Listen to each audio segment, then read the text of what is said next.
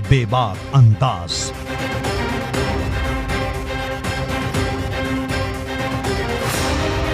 अब आपकी आवाज बेअसर ना होगी। सच वालों को ये अच्छी लगेगी, झूठ वालों को बात तो चुभेगी। सच तो सच होता है, मीठा या कड़वा नहीं। बेलाग, सपाट, निष्पक्ष, धारदार, हम कहेंगे 100% सच, वो भी डंके की चोट पर। बात तो चुभेगी। खबरें घटती हैं, खबरें गढ़ी नहीं जाती। बंद आंखों से ये पढ़ी नहीं जाती। सबसे पैनी नजर, सबसे असरदार तेवर, सबसे बुलंद आवाज, देश का सबसे अनूठा शो, बात तो चुभेगी।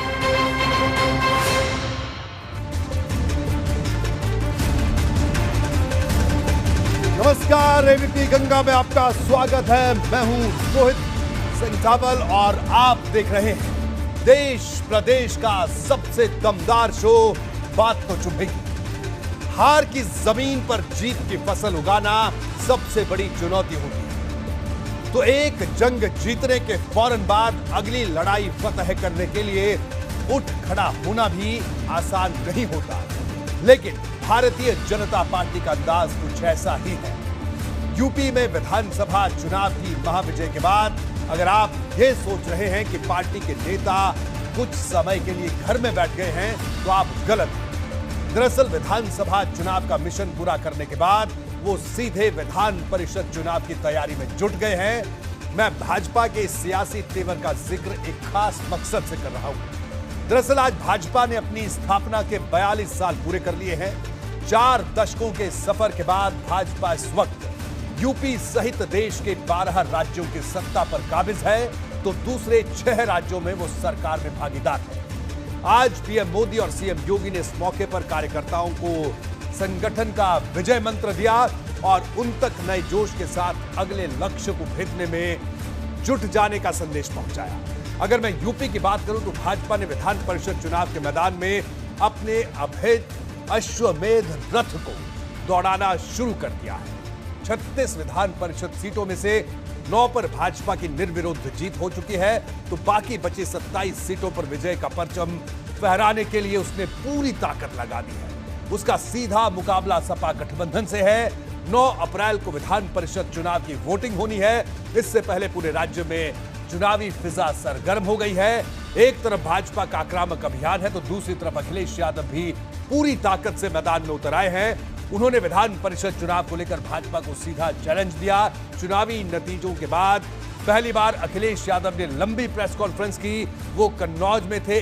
यहां से अखिलेश ने भाजपा पर तूफानी हमला बोला। उन्होंने इस दौरान बार बार विधान परिषद चुनाव का जिक्र किया। अखिलेश ने यहां तक कह दिया, भारतीय जनता पार्टी लोकतंत्र की सीरियल किलर है और लोकतंत्र में वोट कैसे लूटा जाता है, भाजपा इसकी एक्सपर्ट बन गई है। अखिलेश के इस चुभने वाले अंदाज से आप विधान परिषद चुनाव के महासंग्राम की तपिश महसूस कर सकते हैं। आज मैं इसके हर पहलू का करूंगा पूरा विश्लेषण। आप बने रहिए मेरे साथ और देखते रहिए बात तो चुभेगी।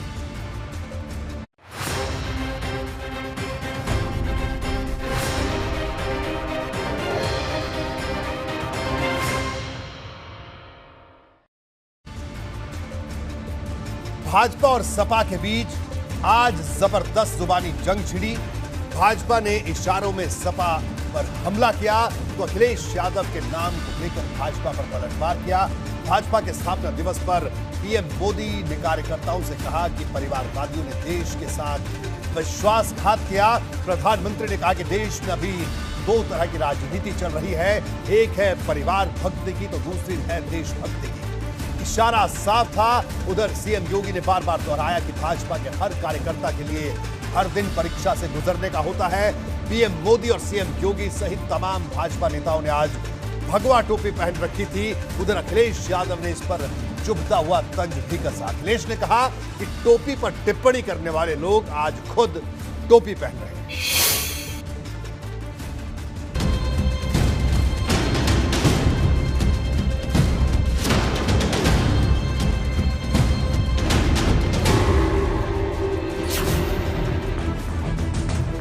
42 साल की भाजपा की 22 वाली ललकार। अपने नागरिकों का जीवन आसान बनाना भाजपा सरकारों की, डबल इंजन की सरकारों की प्राथमिकता रही। विधानसभा की जंग के बाद अब परिषद चुनाव की हुंकार। जब आकांक्षाओं की पूर्ति का प्रत्येक नागरिक हमसे अपेक्षा रखता है, उन अपेक्षाओं पर खरा उतरने के लिए हम सबको प्रत्येक दिन एक नई परीक्षा के दौर से गुजरने के लिए अपने आप को तैयार करना होगा। नए संग्राम के लिए अखिलेश का जवाबी शंखनाद। समाजवादी पार्टी लड़ रही है और मुझे उम्मीद है कि ज्यादा सीटें जीतेगी। जिस तरीके से पहले लूट हुई थी लोकतंत्र की, ये दोबारा ना हो। 36 का आंकड़ा, 27 सीटों की जंग।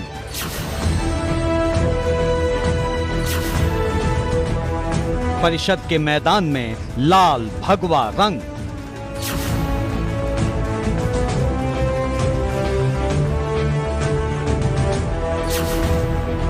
बुलडोजर के बाद अब भाजपा का डायनामाइट फॉर्मूला।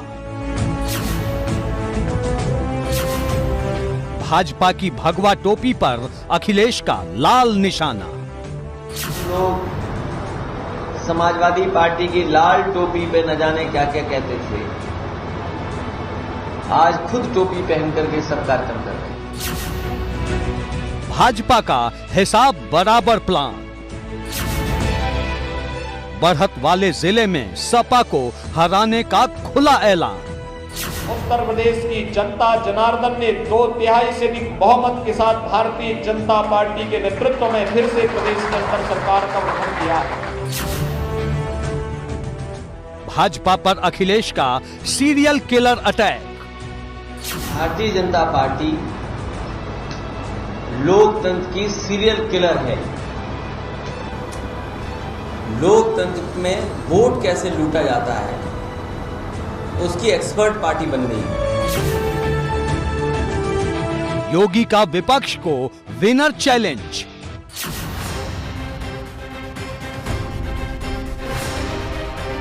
बात तो चुभेगी।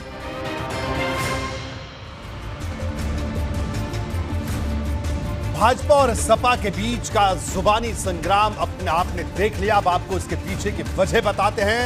दरअसल विधान परिषद चुनाव को लेकर पूरे यूपी में इस वक्त राजनीतिक पारा चढ़ता हुआ जा रहा है। भाजपा सपा मुक्त यूपी के मिशन पर आगे बढ़ रही है, इसलिए उसकी पूरी कोशिश 27 विधान परिषद में सपा के सफाई की है। इसके लिए कई रणनीतिक दांव चले जा रहे हैं। इससे कई बाहुबलियों में खलबली मची है। पूर्वांचल में तो सबसे ज्यादा हलचल।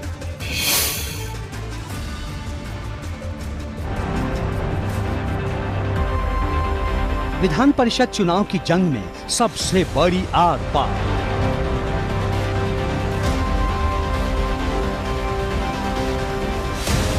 – 2022 की नई तूफानी तकरार। बाहुबलियों के नाम पर उम्मीदवार काम पर। विधान परिषद चुनाव में सबकी नजर उन सीटों पर टिकी है जहां कोई फाटक का फरमान मानता है तो कोई जेल की सलाखों के पीछे बंद बाहुबली का। विधान परिषद के चुनावी मैदान में माफियाओं की हनक और दहशत की गुप्त सल्तनत का साया साफ तौर पर दिख रहा है, खास तौर पर पूर्वांचल के चुनावी मैदान में। लेकिन खेमा कोई भी हो, सवाल सिर्फ विरोधियों पर ही दागे जा रहे हैं। अब देखने की बात यह है कि एक तरफ माननीय मुख्यमंत्री जी ने आह्वान किया है कि 36 की 36 सीटें बीजेपी के खाते में आए, ताकि उत्तर प्रदेश की असेंबली में भी सरकार को कामकाज करने में कोई व्यवधान न हो। बनारस को ये मीडिया के लोग प्रस्तुत करते हैं कि ये मोदी जी का अभेद किला है। मोदी जी भारतीय जनता पार्टी का अभेद किला है, लेकिन उस अभेद किले में भी कोई भेदने वाला है। अफजाल अंसारी का ये तंज वाराणसी के विधान परिषद मुकाबले को लेकर भाजपा पर है। भाजपा ने यहां से सुदामा पटेल को मैदान में उतारा है, जिनका मुकाबला बनारस सेंट्रल जेल में बंद माफिया ब्रजेश सिंह की पत्नी अन्नपूर्णा सिंह से है। सुदामा पटेल खुद ये कहकर सबको चौंका चुके हैं कि माफिया ब्रजेश का खौफ भाजपा कार्यकर्ताओं पर भी भारी है। हालांकि अब उनके बोल बदलते दिख रहे हैं। भारतीय जनता पार्टी का संगठन मेरे साथ है, चुनाव की अच्छी तैयारी चल रही है, लेकिन हमारे कुछ पदाधिकारी हमारे साथ नहीं आ रहे हैं और हमारे साथ दिखाई नहीं दे रहे हैं, इसकी थोड़ी कमी। पार्टी के तो सारे लोग साथ में हैं, संगठन साथ में हैं, कार्यकर्ता जो दायित्व में नहीं है लेकिन पार्टी के रहते हैं। कुछ ऐसे कार्यकर्ता होते हैं जो इधर के भी रहते हैं उधर के भी रहते हैं, उनका व्यवसाय चलता है, उनसे ऐसे लोग इधर उधर रहते हैं। सुदामा पटेल के मन में भले ही अब भाजपा के हर कार्यकर्ता से समर्थन मिलने का भरोसा जग गया हो, लेकिन उनके पहले के बयान को भुनाने में विरोधी पीछे नहीं। तो अब जिस तरीके से बीजेपी के कैंडिडेट ने कह दिया कि चुनाव में ब्रजेश सिंह को समर्थन किया जा रहा है, तो क्या आपके दावों में अब वो पुख्तापन आता है जो आप आरोप लगा रहे थे? अब मेरे दावे में कितना पुख्तापन है ये अलग बात है। देखिए ये कि कार्रवाई कहीं उसी कैंडिडेट के खिलाफ ना हो जाए कि तुमने ये भेद क्यों खोल दिया। विधान परिषद चुनाव की टक्कर जिस एक वजह से खास होने जा रही है वो है सपा की बढ़त वाले जिले में उसके विजय रथ को रोकने के लिए भाजपा की तरफ से पूरी ताकत भिड़ा देना। इसमें आजमगढ़, गाजीपुर और मऊ जैसे जिले भी आते हैं। ऐसा करके भाजपा इन जिलों में सपा से विधानसभा चुनाव में हार का हिसाब बराबर करना चाहती है। मऊ और गाजीपुर में भाजपा का जिला पंचायत अध्यक्ष पद भी कब्जा है, जबकि आजमगढ़ में सपा के पास जिला पंचायत अध्यक्ष का पद है। ऐसे में यहाँ का मुकाबला बेहद दिलचस्प होने वाला है। इस बीच गाजीपुर में सपा के भीतर बगावत हो गई है। सपा के पूर्व सांसद और पूर्व जिला पंचायत अध्यक्ष राधा मोहन सिंह ने सपा छोड़ दी है। उनका आरोप है कि अब पार्टी में बसपा के सांसद अफजाल अंसारी का सीधा दखल है और उनके आगे सपा के किसी नेता की यहाँ कुछ नहीं चलती। बस आज मैं समाजवादी पार्टी से उस समाजवादी पार्टी को जिसको मैंने 33 साल तक जिसको आत्मसात किया, जिसके साथ मैं निष्ठा के साथ खड़ा रहा, आज वह समाजवादी पार्टी अफजाल अंसारी के हाथों में चली गई है और सारे निर्णय सिर्फ गाजीपुर ही नहीं बल्कि पूर्वांचल के सारे निर्णय में आज अफजाल अंसारी के बिल्कुल सहारे है समाजवादी पार्टी। यानी बनारस से लेकर गाजीपुर और आजमगढ़ से लेकर मऊ तक इस वक्त अंदर खाने सियासी उथल पुथल मची है, जिसे भुनाने में हर पार्टी जुटी है। एबीपी गंगा के लिए ब्यूरो रिपोर्ट। यूपी में बुलडोजर वाले एक्शन ने माफिया और बाहुबलियों की बोलती बंद कर रखी है। बावजूद इसके कुछ बाहुबली ऐसे हैं जिनके नाम की धमक सियासी अखाड़े में अब भी कायम है। इनमें मुख्तार अंसारी से लेकर ब्रजेश सिंह तक का नाम है। अब आपको बताते हैं कि आखिर पूर्वांचल में विधान परिषद चुनाव की बिसात पर इन दोनों के नाम का जिक्र क्यों हो रहा है। देखिए बाहुबलियों का साया किस तरह से इस चुनाव पर है, जरा इसको भी समझिए। मुख्तार अंसारी और ब्रजेश सिंह दोनों जेल में बंद है। मुख्तार बांदा जेल में बंद है, ब्रजेश सिंह वाराणसी सेंट्रल जेल में बंद है। दोनों की पूर्वांचल की सियासत में जबरदस्त धमक रही है। ब्रजेश सिंह का भतीजा सुशील सिंह भारतीय जनता पार्टी से विधायक हैं। सुशील सिंह सैयद राजा सीट से दूसरी बार बीजेपी के विधायक बने हैं। मुख्तार के बेटे अब्बास अंसारी मऊ सीट से विधायक हैं। मुख्तार और ब्रजेश सिंह की सालों पुरानी अदावत है। मऊ और गाजीपुर में मुख्तार के समर्थक निकाय प्रतिनिधि किधर जाएंगे, ये बड़ा सवाल है। 1998 से वाराणसी सीट ब्रजेश सिंह के परिवार के पास रही है। ब्रजेश सिंह के बाहुबली वजूद के लिए पत्नी की जीत जरूरी है। जी हां, ये वही ब्रजेश सिंह है जिनके नाम के आगे माफिया लगाया जाता है। तो ऐसे में ये जंग अपने आप में दिलचस्प हो जाती है। अब आपको बताते हैं कि आखिर वाराणसी विधान परिषद सीट के मुकाबले में चुभने वाली बात क्या है। दरअसल भाजपा प्रत्याशी सुदामा पटेल ने पिछले हफ्ते चौंकाने वाला बयान दिया। उन्होंने कहा कि भाजपा प्रत्याशी होने के बावजूद पार्टी के समर्थक और स्थानीय नेता उन्हें प्रचार में सहयोग नहीं दे रहे। अब उनका बयान पहले से कुछ अलग है। बावजूद इसके वो ब्रजेश सिंह से डर होने की बात को दोहरा रहे हैं। अब बड़ा सवाल है कि भाजपा प्रत्याशी को किस बात का डर है। सुदामा पटेल के सुर बदले, लेकिन ब्रजेश सिंह को लेकर डर कायम है। सुदामा पटेल का दावा है कि भाजपा कार्यकर्ताओं में अब भी ब्रजेश सिंह का डर है। ब्रजेश सिंह के बनारस जेल में बंद होने का असर है, यह भी बड़ी बात सुदामा पटेल कह रहे हैं कि कुछ भाजपा कार्यकर्ता इधर उधर रहते हैं। सुदामा का कहना है डर की वजह से भाजपा के नेता सुस्त हो गए और डर ब्रजेश सिंह का है, यह सुदामा पटेल का कहना है।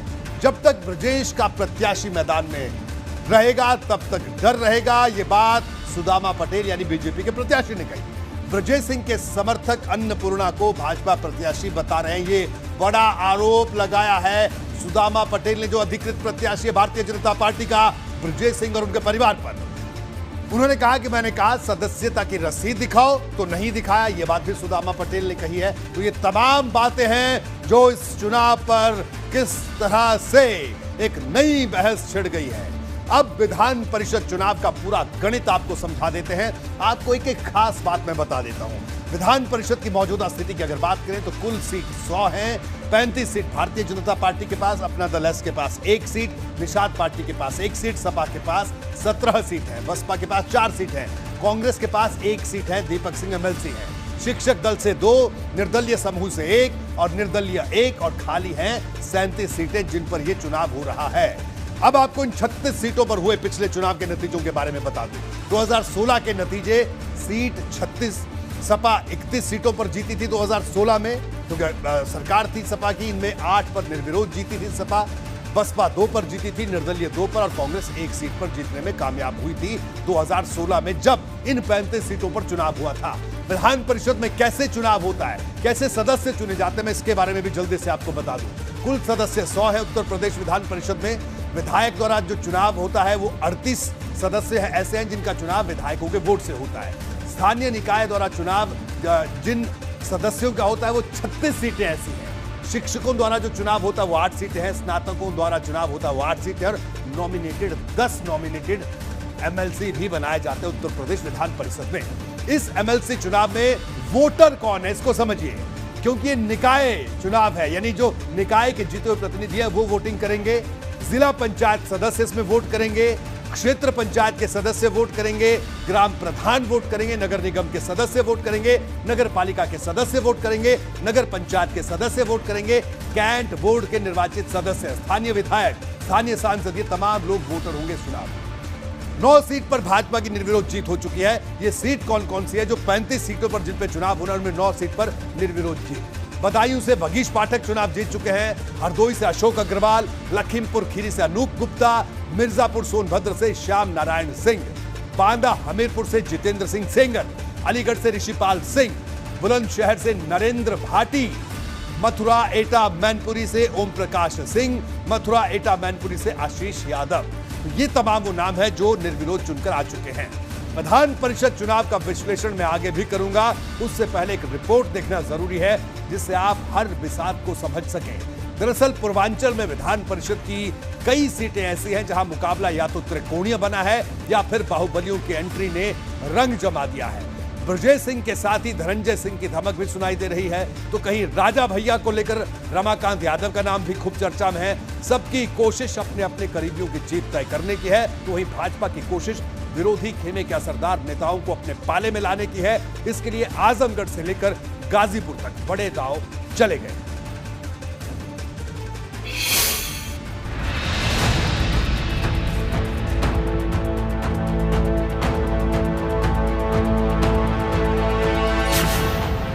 पूर्वांचल की जमीन पर फिर बाहुबली लड़ाई।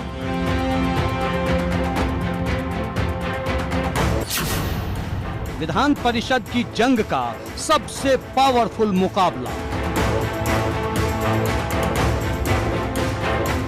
पूर्वांचल में एक बार फिर सियासत और बाहुबल का कॉकटेल नजर आ रहा है। फिर चाहे जौनपुर हो या आजमगढ़, गाजीपुर हो या प्रतापगढ़, यहाँ तक कि काशी में भी एमएलसी चुनाव दिलचस्प हो गया। भाजपा ने यहाँ जिस सुदामा पटेल को प्रत्याशी बनाया, उन्हें निर्दलीय चुनाव लड़ रही बाहुबली ब्रजेश सिंह की पत्नी से हार का डर सता रहा है। आरोप है कि जेल से ही बैठकर ब्रजेश सिंह चुनाव की बिसात बिछा रहा है और भाजपा के कुछ नेता भी उसकी मदद कर रहे हैं। साम्राज्य बहुत बड़ा बन गया है, इसलिए लोगों में डर भय उनका है और उनको यहीं सेंट्रल जेल में रहने के कारण लोग उनसे भय खा रहे हैं। बाहुबल की लड़ाई आजमगढ़ मऊ सीट पर भी है। यहाँ भाजपा ने सपा के दिग्गज नेता रमाकांत यादव के बेटे अरुणकांत यादव को प्रत्याशी बनाया है, जिन्होंने ये कहकर हड़कंप मचा दिया कि उनके पिता रमाकांत भी भाजपा में शामिल हो सकते हैं।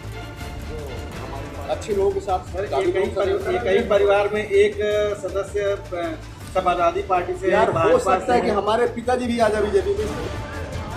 आजमगढ़ मऊ सीट पर भाजपा में बगावत भी दिखाई दे रही है। विधान परिषद के मौजूदा सदस्य यशवंत सिंह को पार्टी ने 6 साल के लिए निष्कासित कर दिया है। दरअसल यशवंत सिंह के बेटे विक्रांत सिंह को जब टिकट नहीं मिला तो उन्होंने निर्दलीय ही पर्चा भर दिया, जिसे पार्टी ने अनुशासनहीनता माना। यशवंत 2017 से पहले सपा में थे और इस्तीफा देकर 2018 में भाजपा के टिकट पर एमएलसी बने थे। वर्चस्व की एक जंग प्रतापगढ़ में भी है। यहाँ से राजा भैया की पार्टी जनसत्ता दल के बैनर पर अक्षय प्रताप सिंह गोपाल 5वीं बार एमएलसी का चुनाव लड़ रहे हैं।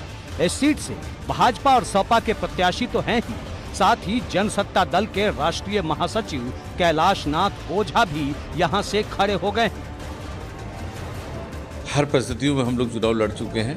पहला जो चुनाव हम लड़े थे वो 98 में चुनाव लड़े थे। दूसरा चुनाव जो है जेल में रह के लड़े थे और हम नहीं लड़े थे, प्रतापगढ़ के मतदाता प्रधान विदेशी चुनाव लड़े थे। तीसरा चुनाव भी मायावती से 36 का आंकड़ा था। सियासत की एक दिलचस्प जंग गाजीपुर में भी है, जहां विधानसभा चुनाव में सपा ने क्लीन स्वीप किया है और अब बारी है विधान परिषद के जंग की। सपा के प्रत्याशी मदन यादव के सामने दिक्कत ये है कि ग्राम प्रधान संघ ने भाजपा प्रत्याशी विशाल चंचल को समर्थन दे दिया है। हमारे सम्मानित मतदाताओं को हड़का करके उनका प्रमाण पत्र लिया जा रहा है। को धन्यवाद दे रहा हूं अखिल भारतीय प्रधान संघ को, उनके सारे पदाधिकारी को, मंडल अध्यक्ष। एमएलसी का बाहुबली मुकाबला जौनपुर में भी दिखने वाला है। यहाँ भाजपा ने बाहुबली धनंजय सिंह के करीबी ब्रजेश सिंह प्रिंशु को प्रत्याशी बनाया है। कुछ दिन पहले ही प्रिंशु बसपा छोड़कर भाजपा में शामिल हुए थे। माना जाता है कि पिछली बार धनंजय सिंह के चलते ही प्रिंशु बसपा से एमएलसी चुने गए थे। प्रिंशु का मुकाबला सपा के मनोज यादव से माना जा रहा है। उनसे भारतीय जनता पार्टी की नीतियों, रीतियों और विचारों को रखकर मतदान का आग्रह कर रहा है। पिछले के जो एमएलसी रहे वो एक भी काम कभी किसी विकास के माध्यम से कहीं किसी गांव में कभी भी नहीं किया। पूर्वांचल से पश्चिमी यूपी तक नेताओं के बाहुबल की भी परीक्षा है और राजनीतिक दलों के गठबंधन की भी। मेरठ गाजियाबाद सीट से सपा रालोद ने सुनील रोहटा को प्रत्याशी बनाया है, जिनका मुकाबला भाजपा के धर्मेंद्र भारद्वाज से है। दोनों ऐसे नेता हैं जो लंबे समय से राजनीति में हैं और अब अपनी पार्टी के लिए चुनावी जंग जीतने का वक्त आ गया है। एबीपी गंगा के लिए bureau report.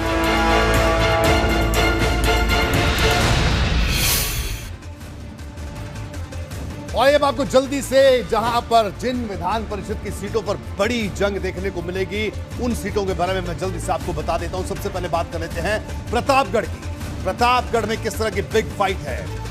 Hari Prasad Singh Bharatiya Janata party के प्रत्याशी हैं, पूर्व विधायक हैं, 20 साल से ज्यादा समय तक नगर पालिका के अध्यक्ष रह चुके हैं। पूर्व मंत्री राजेंद्र प्रताप सिंह हैं, जिन्हें मोती सिंह के नाम से जाना जाता है, उनके चचेरे भाई हैं। विजय बहादुर यादव सपा प्रत्याशी हैं, अखिलेश यादव के करीबी माने जाते हैं। अक्षय प्रताप सिंह गोपाल जनसत्ता दल से हैं, राजा भैया के करीबियों में गिनती होती है। नामांकन के बाद कोर्ट ने एक मामले में आरोप तय किए और 7 साल की सजा हुई थी है। हालांकि जमानत मिलने के बाद अब वो बाहर आ गए हैं। मधुरिमा सिंह निर्दलीय प्रत्याशी हैं, अक्षय प्रताप सिंह की पत्नी है। अक्षय प्रताप सिंह को सजा हुई तो आनंद फानन में इन्होंने नामांकन भर दिया था। अक्षय प्रताप सिंह का नामांकन सही पाने के बाद भी नामांकन वापस नहीं हुआ, यानी ये कहा जाए कि इन दोनों में से जाहिर सी बात है प्रत्याशी एक ही होगा। एक प्रत्याशी डमी प्रत्याशी है। कैलाश नाथ ओझा निर्दलीय हैं, ये राजा भैया की पार्टी के ही राष्ट्रीय महासचिव हैं। इन्होंने भी नामांकन वापस नहीं लिया था, यानी अक्षय प्रताप को जब सजा हुई हालांकि अब वो जमानत पर बाहर है, तो एक तरीके से जो राजनीतिक दृष्टिकोण से उनकी पत्नी ने नामांकन भर दिया कि कहीं नामांकन रद्द ना हो, और एक और उनके करीबी ने उनकी पार्टी से ही नामांकन भर दिया था। कुल मिलाकर जो मुकाबला है वो सपा, भाजपा और राजा भैया के जनसत्ता दल के इन 3 परिवार के लोगों के बीच में है। आगे बढ़ते हैं, आजमगढ़ की बात करें तो आजमगढ़ में बागी मुकाबला है। कैसे मुकाबला देखिए, अरुण कांत यादव भारतीय जनता पार्टी समाजवादी के प्रत्याशी हैं। सपा नेता रमाकांत यादव के बेटे हैं, जो पिछली बार भाजपा के टिकट पर विधायक भी बने थे। इस बार भाजपा ने विधायक का टिकट तो नहीं दिया, लेकिन एमएलसी प्रत्याशी जरूर बनाया। लेकिन रमाकांत यादव सपा से चुनाव लड़े और वो जीत गए। आजमगढ़ में बीजेपी की एक भी सीट नहीं है। राकेश यादव सपा प्रत्याशी है, दोबारा मौका मिला है। विक्रांत सिंह विशु निर्दलीय प्रत्याशी हैं। एमएलसी यशवंत सिंह के बेटे हैं, जिन्हें भाजपा ने 6 साल के लिए निष्कासित कर दिया। दरअसल जैसे ही ऋषु ने निर्दलीय पर्चा भरा तो उनके पिता को पार्टी ने निष्कासित कर दिया, जो खुद एमएलसी रह चुके हैं। अब गाजीपुर की बात करते हैं। गाजीपुर की जंग दिलचस्प है। विशाल सिंह चंचल भारतीय जनता पार्टी के प्रत्याशी हैं। ग्राम प्रधान संघ ने इन्हें समर्थन देने का ऐलान किया है, जिससे मुकाबला दिलचस्प हो गया है। इसके अलावा मदन यादव निर्दलीय प्रत्याशी हैं, इन्हें सपा ने समर्थन दिया है। पहले सपा ने भोलानाथ शुक्ला को टिकट दिया था, लेकिन भोलानाथ शुक्ला ने नाम वापस ले लिया, जिसके बाद सपा ने मदन यादव को समर्थन दिया है। ये गाजीपुर की जंग है, तो यहां पर भी जंग दिलचस्प है। बात तो चुभेगी में आज हम बात कर रहे हैं विधान परिषद चुनाव की, और विधान परिषद चुनाव में कई ऐसी सीटें हैं जहां पर जंग कांटे की है, और इन सीटों पर जिस तरह के सियासी समीकरण बने हैं, वो बातें, वो समीकरण सचमुच चुभने वाले हैं। खासतौर पर जिस तरह से हमने वाराणसी का जिक्र किया।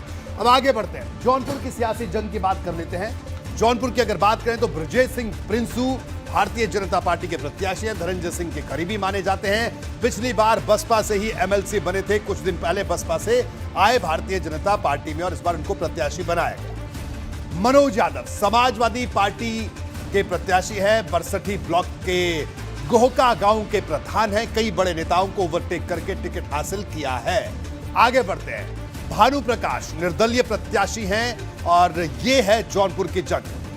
वाराणसी की बात करें तो वाराणसी में देखिए किस तरह की टक्कर है। सुदामा पटेल भारतीय जनता पार्टी के अधिकृत प्रत्याशी, उमेश यादव समाजवादी पार्टी के प्रत्याशी, अन्नपूर्णा सिंह निर्दलीय प्रत्याशी हैं। बाहुबली माफिया ब्रजेश सिंह की पत्नी हैं, 2010 में भी एमएलसी रह चुकी हैं। ब्रजेश सिंह ने नामांकन वापस ले लिया, जिसके चलते अब अन्नपूर्णा फिर से मैदान में। 2016 में ब्रजेश सिंह ने एमएलसी चुनाव निर्दलीय ही जीता था।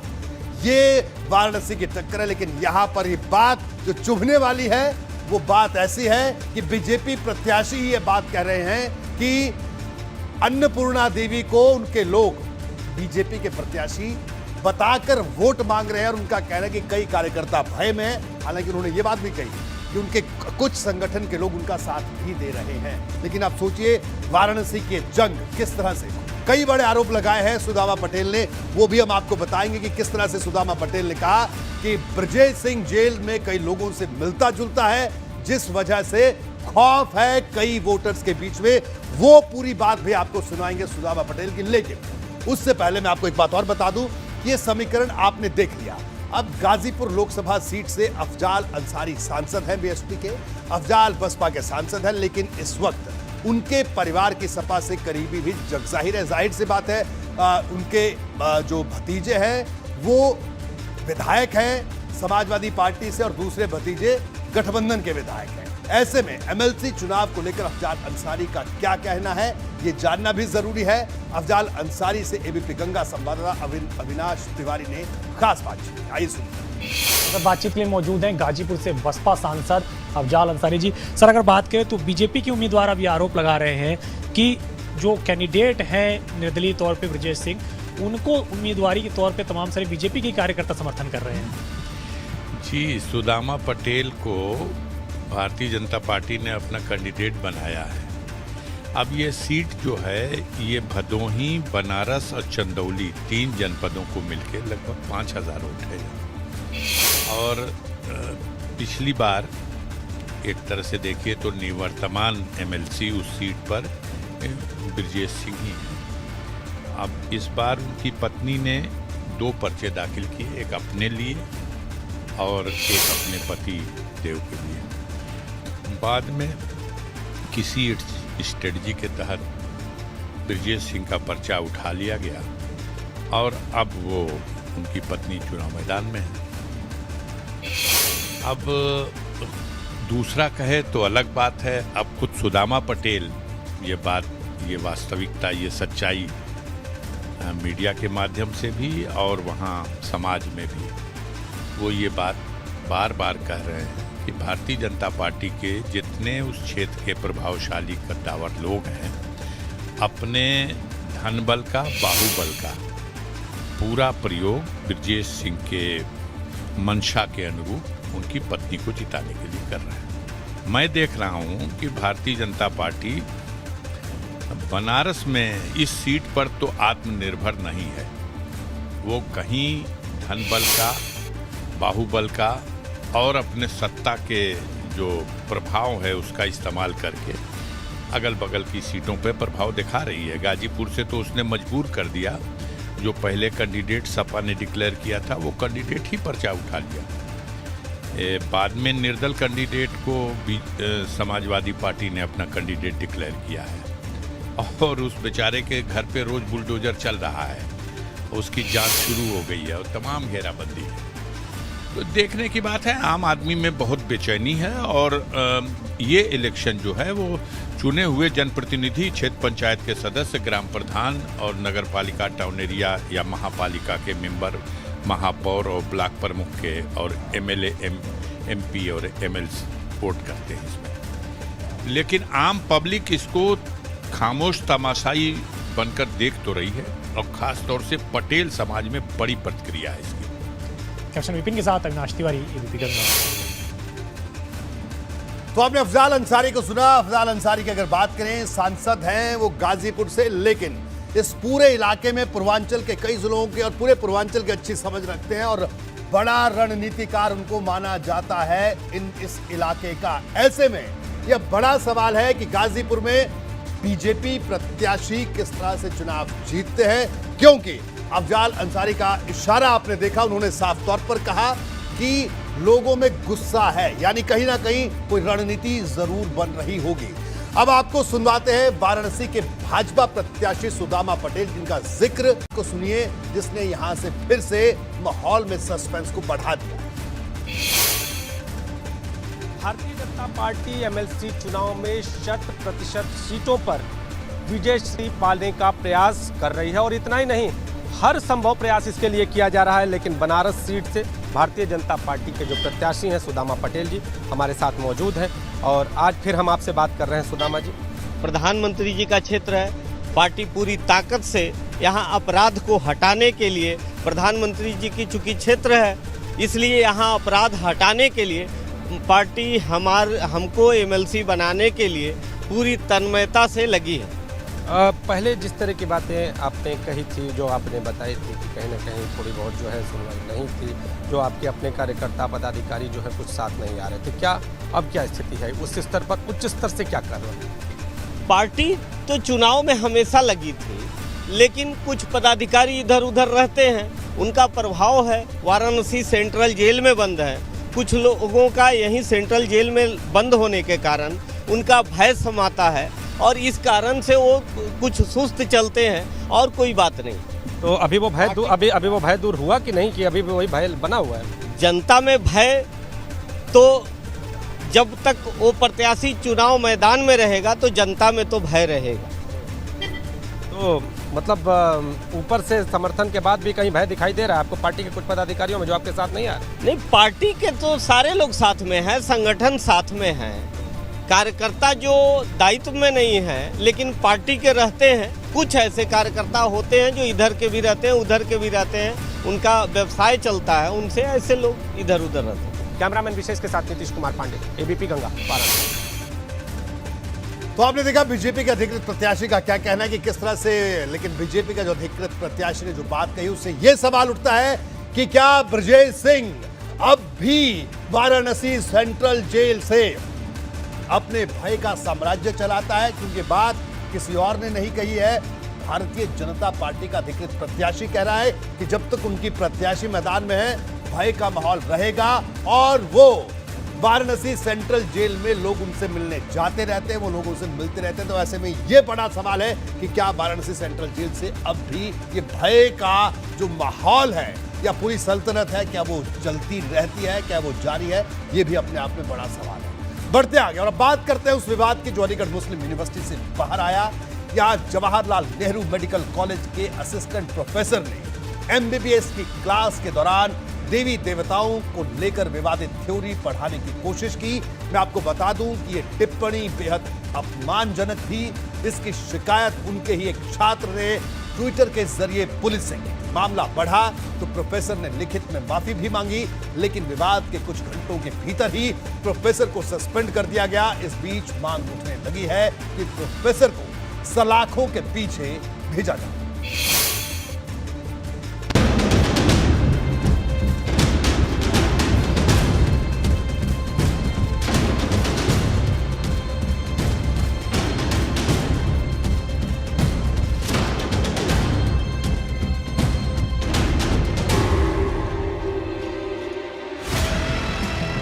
एएमयू से आया नया विवाद, प्रोफेसर के ज्ञान पर फसाद।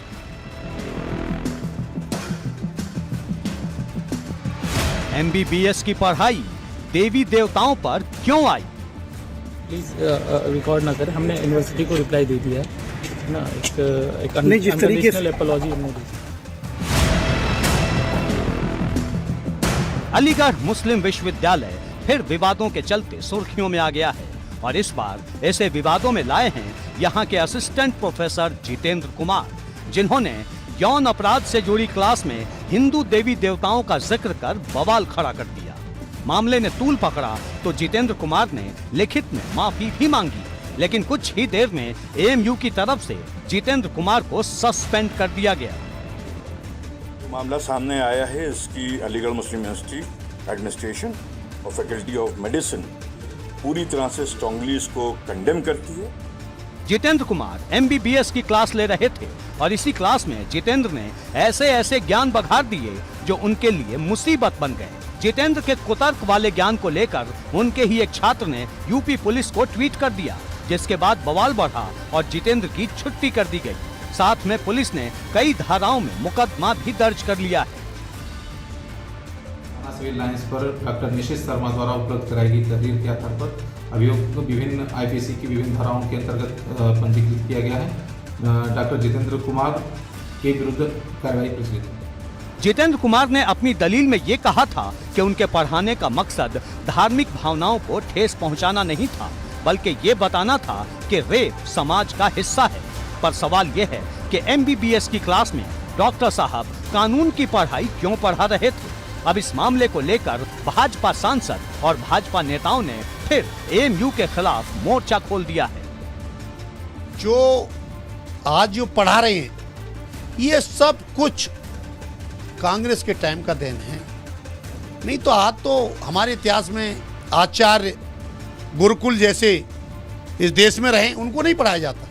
इस तरह की विविधताएं फैलाने के लिए, माहौल खराब करने के लिए एक प्रोफेसर यूनिवर्सिटी के लिए पढ़ा रहा है, ये बहुत दुर्भाग्य। यूनिवर्सिटी में, मुस्लिम यूनिवर्सिटी अलीगढ़ में प्रोफेसर जितेंद्र कुमार ने एमबीबीएस के छात्रों को हिंदू देवी देवताओं को बलात्कारी बताया गया है। ये समझ में आता है कि ये बच्चों को पढ़ा के कहाँ भेजना चाहते हैं, क्या उनकी मानसिकता बनाना चाहते हैं।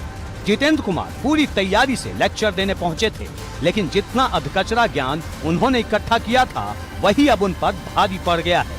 एबीपी गंगा के लिए ब्यूरो रिपोर्ट। या तो आप एक प्रोफेसर साहब का ज्ञान कितना है, इनका ज्ञान क्या कहता है, मैं जरा आपको ये भी बता देता हूं, क्योंकि किसी को ये हक नहीं है कि किसी भी धर्म के से जुड़े देवी देवताओं का अपमान करे, किसी की भावनाओं को आहत करे। देखिए, डिग्री तमाम भगवान का अपमान 2003 में धनबाद के डीएवी मॉडल स्कूल से इन साहब ने हाई स्कूल किया, 2005 में बोकारो के चिन्मया स्कूल से इंटरमीडिएट किया, 2012 में बिहार के दरभंगा मेडिकल कॉलेज से एमबीबीएस किया, 2018 में दिल्ली के मौलाना आजाद मेडिकल कॉलेज में एमडी किया, दिसंबर 2019 में दिल्ली के फॉरेंसिक मेडिसिन में डीएमबी किया।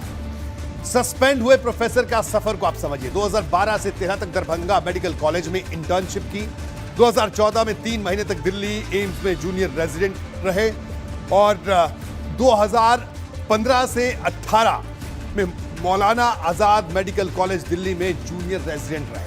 2018 से 2020 मौलाना आजाद मेडिकल कॉलेज दिल्ली में सीनियर रेजिडेंट रहे। 2021 से 2001 ही साल की अगर बात करें, 2021 की अगर बात करें तो राम मनोहर लोहिया अस्पताल दिल्ली में सीनियर रेजिडेंट रहे कुछ महीने के लिए। नवंबर 2021 से एएमयू के जेएन मेडिकल कॉलेज में असिस्टेंट प्रोफेसर ये साहब बने। विवादों वाली यूनिवर्सिटी, किस तरह से एएमयू पर बार बार कहीं कोई ना कोई विवाद क्यों आकर अटक जाता है, ये देखिए। अगस्त 2021 पूर्व सीएम कल्याण सिंह को श्रद्धांजलि देने पर विरोध। दिसंबर 2020 पीएम मोदी के ऑनलाइन संबोधन के बाद विरोध। दिसंबर 2019 सीएए के खिलाफ पुलिसकर्मियों से हिंसक झड़प। जनवरी 2019 तिरंगा यात्रा के दौरान विवाद। नवंबर 2018 छात्रों के गुट ने ड्रामा शो करते हुए देश के नक्शे को गलत तरीके से दिखाया। अक्टूबर 2018 आतंकी बशीर वानी की छात्रों के गुट ने तारीफ की। अक्टूबर 2018 गांधी और जिन्ना के साथ वाली तस्वीर पर विवाद। मई 2018 स्टूडेंट यूनियन के हॉल में जिन्ना के पोस्टर भी लगे। ये तमाम वो विवाद है जो लगातार एक के बाद एक एएमयू से जुड़ते रहे। बात अहमद मुर्तजा अब्बासी की। गोरखपुर हमले के आरोपी को लेकर लगातार बड़े खुलासे हो रहे हैं। कस्टडी रिमांड के दौरान इससे लगातार पूछताछ हो रही है और ऐसे राज से पर्दा उठ रहा है जो बेहद खौफनाक है। मुर्तजा के रिमांड का आज दूसरा दिन था। खबर है कि मुर्तजा ने सीरिया में लाखों रुपए भेजे थे। वो आतंकी संगठन आईएस के संपर्क में भी आया था। इस बीच इस मुद्दे पर यूपी में राजनीति भी गर्म है। आज सपा अध्यक्ष अखिलेश यादव ने पहली बार मुर्तजा की गिरफ्तारी पर बयान दिया। उन्होंने कहा कि हर पहलू से मामले की जांच होनी चाहिए। भाजपा इस पर भड़क गई।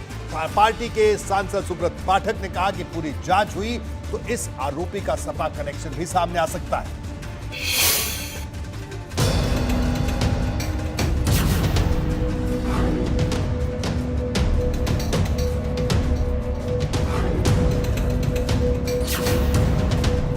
खुलने लगे हैं राज मुर्तजा का जिहादी कामकाज।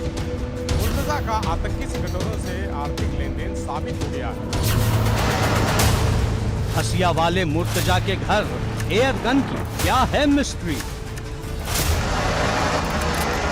एटीएस सूत्रों के मुताबिक मुंबई आईआईटी में केमिकल इंजीनियरिंग की पढ़ाई के दौरान ही वर्ष 2012 से 15 के बीच मुर्तजा आतंकी संगठनों की ब्रेन वॉश सेल के संपर्क में आ गया था। गोरखनाथ मंदिर के बाहर आतंक का हसिया लहराने वाले मुर्तजा को रिमांड के दूसरे दिन लखनऊ लाया गया। एटीएस और एसटीएफ की टीम उससे पूछताछ कर नापाक प्लान का भंडाफोड़ करने में जुटी। इस बीच मुर्तजा का सीरिया कनेक्शन भी सामने आ गया है। मुर्तजा ने आईआईटी की पढ़ाई के दौरान नेपाली बैंक खातों के जरिए सीरिया में पैसे भेजे थे। 2 साल पहले भी मुर्तजा ने सीरिया में 8 लाख रुपए भेजे थे। सूत्र बताते हैं कि हाईटेक कंप्यूटर कोडिंग सीखने के दौरान मुर्तजा सीरिया के लोगों से संपर्क में आया था। तभी से उनकी आर्थिक मदद शुरू कर दी थी। उसी दौरान आईएसआईएस के लोगों ने मुर्तजा का माइंड वॉश करना शुरू कर दिया। मुर्तजा के 4 बैंक खातों में 20 लाख रुपए मिले हैं, जबकि जांच एजेंसियों को उसके पास से इंटरनेशनल सिम कार्ड भी मिला है। मुर्तजा ने $28 में जो इंटरनेशनल सिम कार्ड खरीदा था, उसी के जरिए और मोबाइल ऐप से वो आईएसआईएस और अंसार गजवातुल जैसे आतंकी संगठन के संपर्क में था। मुर्तजा के मन में हिंदुओं के खिलाफ नफरत भरकर धार्मिक स्थलों पर हमले का टारगेट दिया गया था। मुर्तजा के पास से अयोध्या के राम मंदिर समेत कई महत्वपूर्ण जगहों के नक्शे मिले हैं। अभी मुख्य अभियुक्त जो गिरफ्तार हुआ था उसको एटीएस ने अपने रिमांड पे लिया है और उसको लेके यहाँ मुख्यालय लाया गया है। अब आगे की विवेचना चल रही है। उसके पास से जो भी चीज़ें बरामद हुई थी उसका परीक्षण, भौतिक परीक्षण और तकनीकी परीक्षण कराया जा रहा है। जैसे ही इस चीज़ों में कोई भी उल्लेखनीय प्रगति होगी हम मीडिया के साथ शेयर करेंगे, लेकिन ये घटना काफ़ी संवेदनशील थी। मुर्तजा अहमद अब्बासी के बारे में परिवार का दावा है कि वो दिमागी रूप से बीमार है, लेकिन जो तथ्य सामने आ रहे हैं वो उसके शातिरपन की तरफ इशारा कर रहे हैं। 2017 में नौकरी छोड़ने के बाद मुर्तजा ने कंप्यूटर प्रोग्रामिंग सीखने का काम शुरू किया था। कंप्यूटर प्रोग्रामिंग सीखने के दौरान ही मुर्तजा के मन में आने लगा कि वो जन्नत में है और अल्लाह उससे खफा है। बहुत ज्यादा सोचने पर मुर्तजा को लगा कि वो बीमार है और उसने डॉक्टरों से संपर्क किया। डॉक्टरों के मुताबिक मुर्तजा हाइपोमेनिया नाम की बीमारी का शिकार हो गया था। इसी बीमारी का हवाला देकर मुर्तजा के परिवार वाले सिंपैथी कार्ड खेल रहे हैं। मुर्तजा का परिवार लगातार दावा कर रहा है कि वो बीमार है और अब अखिलेश यादव ने भी मांग कर दी है कि परिवार जो बात कह रहा है उसी आधार पर जांच भी होनी चाहिए। के पिता ने जो कहा है कि साइकेट्रिक प्रॉब्लम थी, बाइपोलर इश्यूज हैं उसके साथ, मुझे लगता है वो पहलू भी देखना पड़ेगा। और बीजेपी तो वो पार्टी है जो बात को न जाने कितना खींच देती है। देखो, अखिलेश यादव जी का आतंकवादियों से सीधा कनेक्शन है। अगर आपको ध्यान में होगा तो जिस प्रकार से इन्हें मुख्यमंत्री बनते ही सबसे पहला काम यदि इनकी सरकार ने किया था तो आतंकवादियों को छोड़ने का ही फैसला लिया था, जो तो हाईकोर्ट के कारण से वो मामला रद्द हो गया था। तो आपने देखा कि किस तरह से मुर्तजा के इस पूरे मामले में अखिलेश यादव ने जो बयान दिया, उस बयान के बाद किस तरह से हलचल लगी। तो बहरहाल बात तो चुभेगी। मैं अजित ने, मुझे इजाजत, नमस्कार।